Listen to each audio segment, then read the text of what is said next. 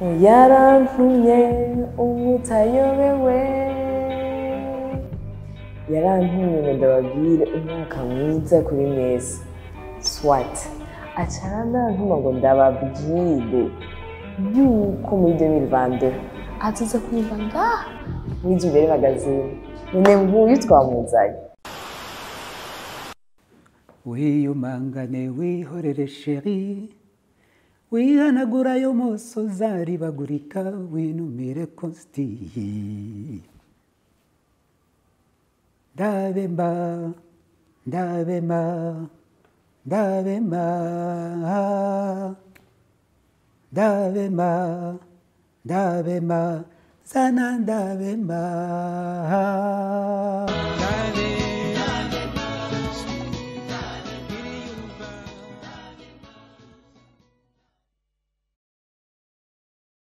Chancho Amis umwibukira kuki Nick David mpere kuri Nikiza David ko Nikiza David niwe twakoranye ntuze iyi orchestre amabano tukiri Nairobi. Nikiza David je ubwanje personnellement sanga ari musicien atawundi musicien ashobora kungana nawe jusque maintenant aha mu Burundi antukayana pa kandi bazoboneka atevye ko yari musicien un peu exceptionnel kuko ni umuntu twakoranye ni umuntu nabona sa capacité de travail qu'on akora cyane la qualité du travail akora ikintu abantu benshi batazi nuko David Moisanzo yari c'était un musicien polyvalent. Yavuza guitare solo, guitare accompagnement, guitare basse, akavuza na clavier, akaririmba agakompoza. Mais en fait, icerekana ubudasa bwa David n'abandi ba musiciens ni capacité de travail yari afise. Donc yari umuntu ashobora gukora chance, gukora indirimbo akayikompoza texte, akayikompoza amajambo, akayiheza yayitanguye no munsi ejo mu gitondo akayituzanira kugira tuyivuze. Kandi rero specialité yiwe nuko yari un arrangeur, azanye indirimbo yiwe yerekana umumizisi umwe wese kunayivuza, urumva gushika yihera. Ibyo byo biravye nibisanzwe ku bandi ba muziki barabigira, naje ndabigira, abandi ba muziki bose wumva basohoza indirimbo barabigira. Mais ikintu de spécial kwa David nuko indirimbo yiwe isohotse yategezwe kuba hit, urumva. Kandi surtout c'est qu'il était capable, yarashobora kugira ngo umunsi asohore indirimbo ejo asohore n'iyindi na hirya ejo asohore, ashobora gusohora indirimbo imwe ku munsi akamara nk'ukwezi yasohoye indirimbo 30 kandi zose zikaba ziri hit. Ibyo nta wundi muziki ndabibonako. Aho tuvuze kuri Nikiza David. Bon, kuri Chanjo Amis nawe nyene yarafise specialité yiwe nuko asohoye indirimbo nawe nyene yategezwa kuba hit. Kandi urabona dufashe nka David mu bisanzwe yarafise ijwi riri hejuru, donc umutenor nk'uko kwanje.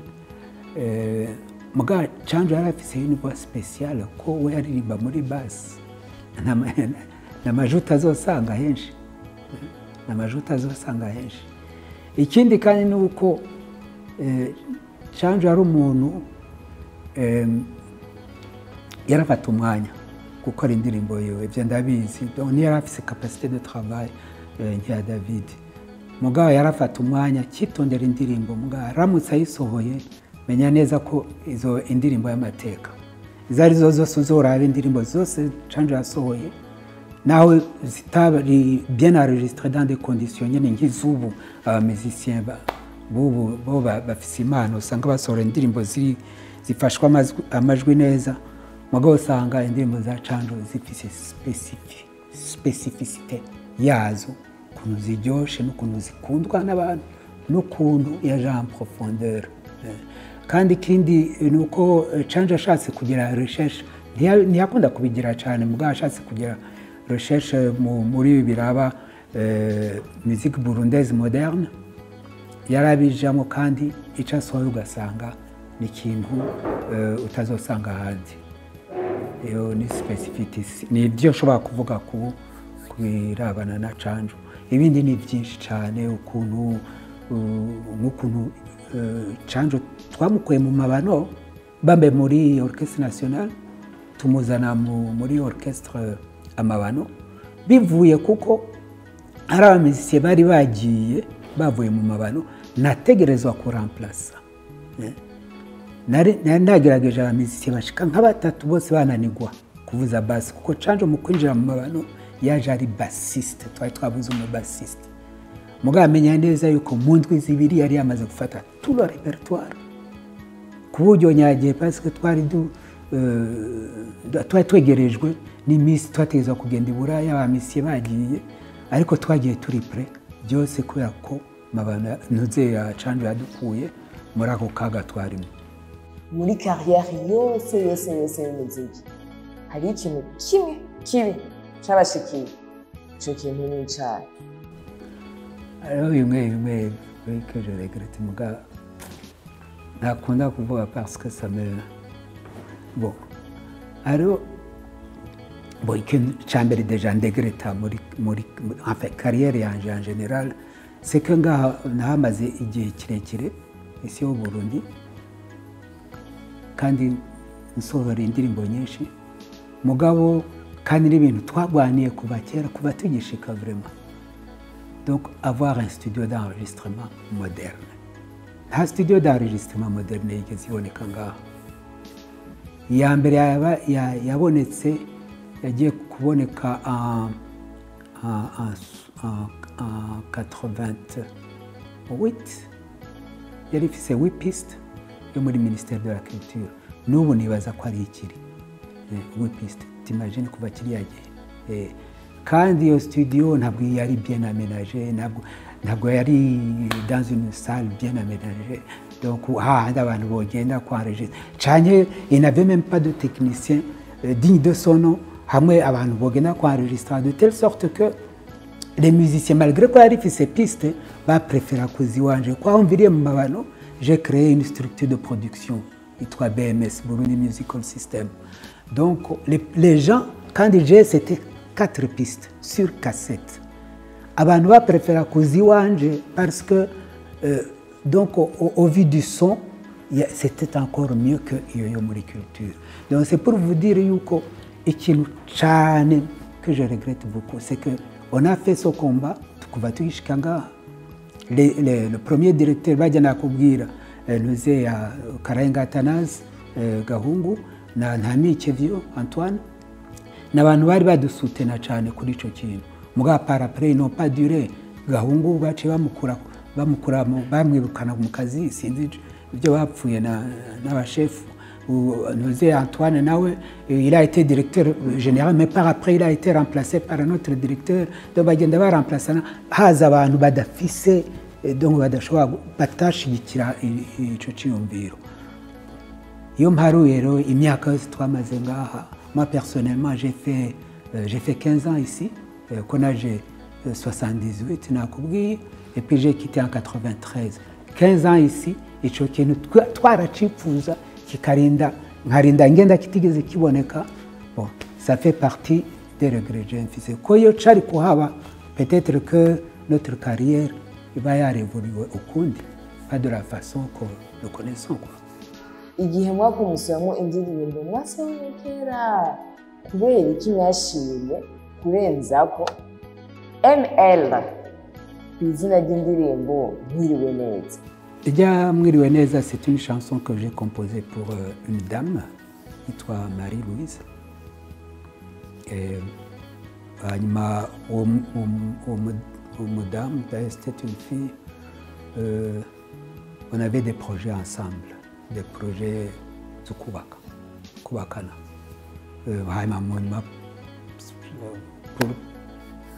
Pour des circonstances nazi, des raisons nazi, ntacaye ndibuka neza, donc ibyo byaraheze.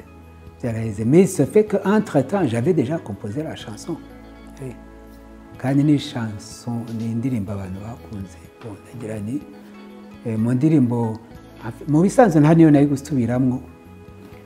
Muga hariho umuntu umudamu wabangaye i Bujumbura yanyandikiye ndi au Canada arambwira yuko ni indirimbo akunda cyane aransaba kuzoyisubiramo. Ndamubwira nti d'accord nzoyisubiramo. Hanyuma aho ntanguye kuzansubiramo izi ndirimbo zanje za kera nawe nayo nace ndayishiramo. Niko byagenze.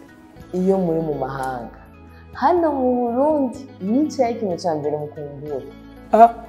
J'ai vraiment c'est ikintu de très rare vraiment umuntu akumbura cyane c'est le climat d'abord.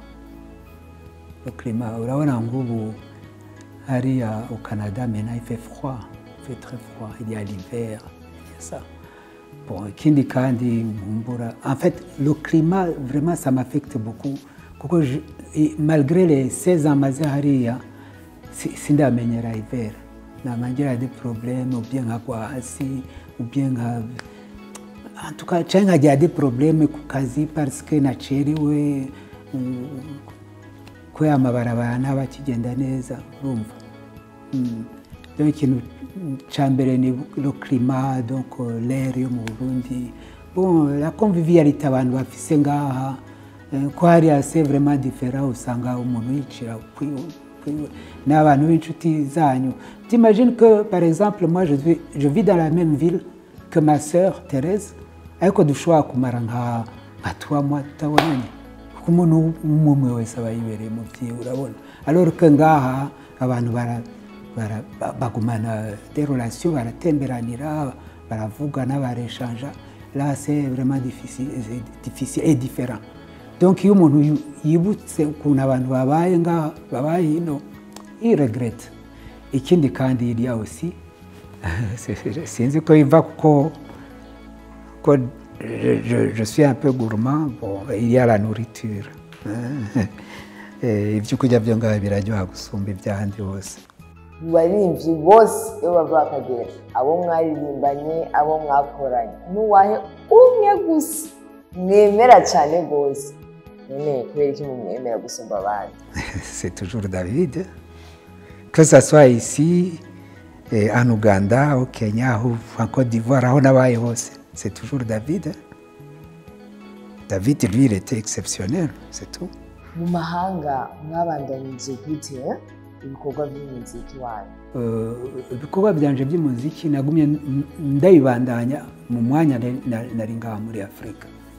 Ko mvuye ngaha naragiye muri Côte d'Ivoire naho nyine nabaye igihe kirekire ko nahamaze imyaka 12 hoho nabandanije umuziki nakandi kazi nakora. Muga ngeze muri Canada ntibyari bibaye bigishoboka kubera kuko muri Canada umuziki ushobora kugutunga. Urashobora gutunga abandi nk'abazungu bamwe naho nyine ntibyoroshe kuko usanga baravuza umuziki mugabo baba bafise akandi kazi kabatunze. Nico gituma nanje nakurikije uko abandi babigenza. Sinshobora kugira ngo nicare mvuze umuziki gusa hanyuma mbure muri conja mbure amafaranga yo kuri inzu. Nico gituma dukora ubundi buzi busanzwe ubw'abandi bantu bakora hanyuma umuziki umuntu akawuvuza aronse umwanya. Niko bigenda. Indirimbo ya mbere ukunda cyane rwose mu ndirimbo zanyu gusumba izindi ni yayo? Indirimbo nkunda cyane ni Konsti Zana Ndabe. Konsti Zana Ndabe ni indirimbo nagiriye Constance umufasha wanje ndayita Konsti Zana Ndabe. Narayigiriye na clip ngaha muri mu 2013 igihe namara ukwezi ngaha mugayo nari nayikoreye muri Côte d'Ivoire. Niyo ndirimbo nkunda gusumba izindi zose. Biratangaje ko hari izindi ndirimbo uzosanga abandi bantu bakunda mugaho wumvirije neza indirimbo ijya ndirimbo Konsti kuntu ivugijwe ukumviriza amajambo arimo ukumviriza ijwi ryayo kuntu riryohera amatwi ukumviriza na arrangement ukuntu ihinyanyuye si indirimbo isanzwe. Bamwe bati Africa Nova yaririmba urukundo n'agahinda gusa, none kubera iki mwashimikira kuri ibyo bintu bibiri mu ndirimbo zanyu zose? Bon, niyumvira ko biva ukuntu umuntu ameze. Mu bisanzwe sinzi ukuntu babivuga mu Kirundi, mu mbabare si sentimental. Bon, aho bica biguha impamvu ndirimbo urukundo. Agahinda nako ndakaririmba kuko mu buzima umuntu araca mu bintu byinshi. Nshobora kuba yaranaciye mu bintu byanshitse ku mutima nkajyana kugira ndavyikuremwo, reka ndabiririmbe kuko biba bimeze nk'umuti umvura ako gahinda mba mfise. Iyo ndirimbye ishavu canke ububabare mba mfise ku mutima buca buhera. None ubu hano mu Burundi hari abaririmbyi mwaba uko murategura gukorana indirimbo mu barabaye? Hariho umuririmbyi singaha mu Burundi mugani mu Burundi nongaha mu Burundi arahari ndamukubwira. Hariho umuhungu yitwa Mac Melo aba i Canada hariya. Hariho indirimbo turiko turakorana hama tukazogira bimwe bita featuring. Uwundi wa kabiri wewe ari ngaha dukora turi muri dufise umugambi wo gukorana indirimbo ni Corida Magic. Corida Magic hariho indirimbo tugiye gukorana muri iyi misi nyene, turetse iyo ariko arangorera yanje muga hariho n'iyindi tuzokorana none tukaboneka ari we nanje. N'akahe kajambo mwumva mubwira abaririmbyi ba kino gihe? Abaririmbyi bariko barakora iki gihe ngaha mu Burundi, ikintu ca mbere nobabwira no kubakeza. No kubakeza ko bakora indirimbo nziza cyane. Je murandaba ngaha kuri televiziyo hariho zimwe ntashobora kuronka umwanya wo kuraba hariya ko nkurikije YouTube. Mugangaha rero ndashobora gushanga kuri ama televiziyo ari ngaha asigaye ari menshi, nkabona indirimbo bacishamo ama video amasanamu y'indirimbo z'abaririmbyi bo ngaha. Urabona ko bateye imbere cyane. Hanyuma manono bantu uko gusa kwiga cyane boshira imbaraga ingufu nyinshi mu majambo bategura y'indirimbo, akaba ari nk'amajambo n'ahatwa menshi cyane maremare muga akaba ari amajambo afise tuvuge ubutumwa bwumvikana. Umuntu ashobora kumva yumvirije indirimbo akaca yumva ati uwo muririmbyi yashatse kuvuga gutya. Donc kwinjira mu buremere bw'indirimbo bw'amajambo, ayo majambo y'indirimbo akaza afise ico avuga, ico yigisha abantu, ico yereka abantu, ico yereka abayumvira, nta kindi.